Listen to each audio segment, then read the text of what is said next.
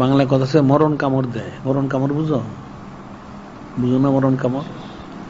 যখন কোনো দিক দিয়ে পারে না, শেষ করে দিতেছে, মরার পর একটা কামড় দিয়ে মরে। নাউজুবিল্লাহ। কাফেরদের অবস্থা এরকম হয়েছে, কিন্তু এখন ফকির হয়ে গেছে সবগুলি। এখন এদের ওই 300 বছরের তাদের পরিকল্পনা ছিল মুসলমান শেষ করার, 3 বছর শেষ হয়ে গেছে, পারে নাই। এখন কিভাবে পারবে? মরণ কামড়, পাগল হয়ে গেছে গুলি, পাগলা কুকুরের মতন হয়ে গেছে। এই যে ফিলিস্তিনে জুলুম করতেছে, ইয়েমেনে জুলুম করতেছে, সারা দুনিয়া, সিরিয়া জুলুম, সব জায়গায় জুলুম করতেছে। আফ্রিকাতে লুটপাট তো আগেও করছে, এখনো করতেছে। মুসলমানদের নানান দিকে জুলুম করতেছে। আমাদের দেশে করে, এই মুশরিকের দেশে করতেছে, চীনে করে, রাশিয়ায় করে, সব জায়গায় করে, ইউরোপে করে। সন্ত্রাস আমেরিকা তো আছেই।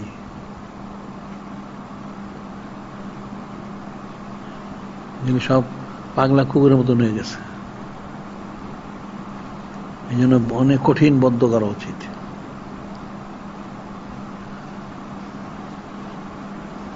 আরে বদ্ধ করলে লাগবে, কাজে লাগবে, বৃথা যাবে না।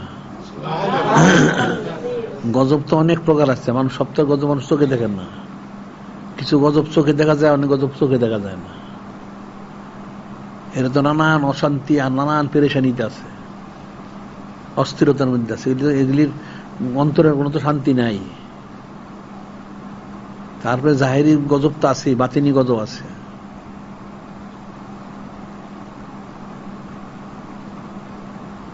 মুসলমানদের বোঝা উচিত, বুঝে নিজেদেরকে হেফাজত করার কোশিশ করা উচিত। জিকির ফির করা, ইস্তেগফার তওবা করা উচিত, সবকিছু করা উচিত।